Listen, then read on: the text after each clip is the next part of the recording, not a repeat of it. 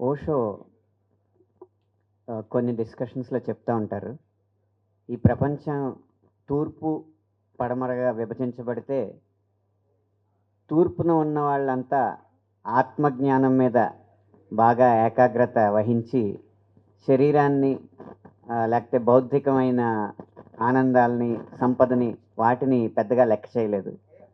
అలాగే పడమర ఉన్నవారంతా శరీరాన్ని, బౌద్ధికమైన సంతోషాల్ని, సంపదని, విజ్ఞానాన్ని వీటిని ఎక్కువగా గొప్పగా చూసి ఆత్మజ్ఞానాన్ని సరిగ్గా వాళ్ళు చూడలేదు, విస్మరించారు.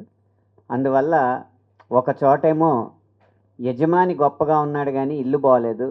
ఇంకో చోట ఇల్లు చాలా గొప్పగా ఉంది గానీ యజమాని బాలేదు. ఏది జరిగినా కూడా ఇల్లు పాడైపోద్ది, ఆ యజమాని పాడైపోతాడు. ఈ రెండిటిని కలగలిపిన ఒక మనిషి, ఒక విశ్వమానవుడు, బుద్ధ ద జోర్బన్ అలాంటి వాడిని క్రియేట్ చేస్తేనే ఈ ప్రపంచం శాంతితో, సుఖ సంతోషాలతో వర్ధిల్లుతుంది అని ఆయన చెప్పడం జరిగింది.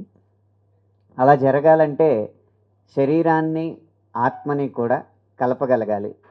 ఆ శరీరం, ఆత్మ యొక్క కలయికనే మన పూర్వీకులు యోగా అని చెప్పి, దానికి ఒక శాస్త్రాన్ని, కొన్ని సూత్రాల్ని పెట్టి ప్రపంచానికి లోక కళ్యాణం కోసం అందించారు.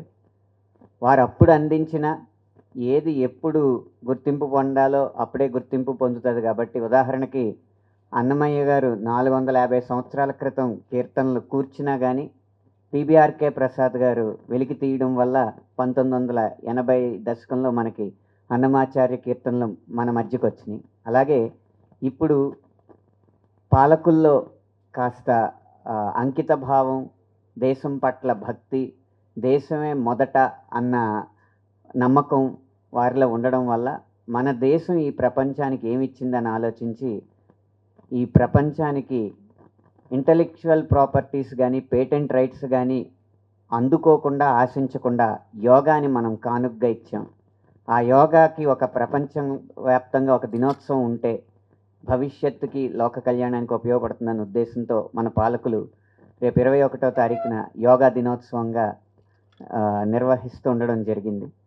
దానిలో భాగంగా ఒక ఆలోచనని ముందుకు తీసుకురావాలి అంటే అది ముందు పాట ద్వారా సాధ్యమవుతుంది అన్న ఉద్దేశంతో అశోక్ గారు, రాధాకృష్ణ గారు యోగా గురించి ఒక పాట చేయిద్దామని నన్ను సంప్రదించడం జరిగింది. అయితే ప్రతి రాష్ట్రం, ప్రతి దేశం పాడుకునేలా ఉండాలంటే దీనిలో అన్ని సంస్కృత పదాలు ఉంటే అది సబబుగా ఉంటుంది అనిపించి ఈ పాటని పూర్తిగా సంస్కృత పదాలతో రాయడం జరిగింది. అందువల్ల అది దేవభాష అవడం వల్ల యోగా ఏ దైవం నుంచి అయితే పుట్టిందో ఆ దేవుడి శబ్దమే ఈ యోగా పాట వినిపిస్తుందన్న ఒక సంకల్పంతో ఈ పాట రాయడం జరిగింది. అది ఆంధ్రప్రదేశ్ ప్రభుత్వం వారిచే ప్రథమ బహుమతి అందుకుని రేపు ప్రదర్శించబడడం చాలా సంతోషంగా ఉంది. ఈ పాట స్ఫూర్తిగా యోగా మరింత విశ్వవ్యాప్తం కావాలని, ప్రపంచంలో ప్రతి ఒక్కరూ కూడా ఆరోగ్య భాగ్యాలతో వర్ధిల్లాలని మనస్ఫూర్తిగా కోరుకుంటున్నాను.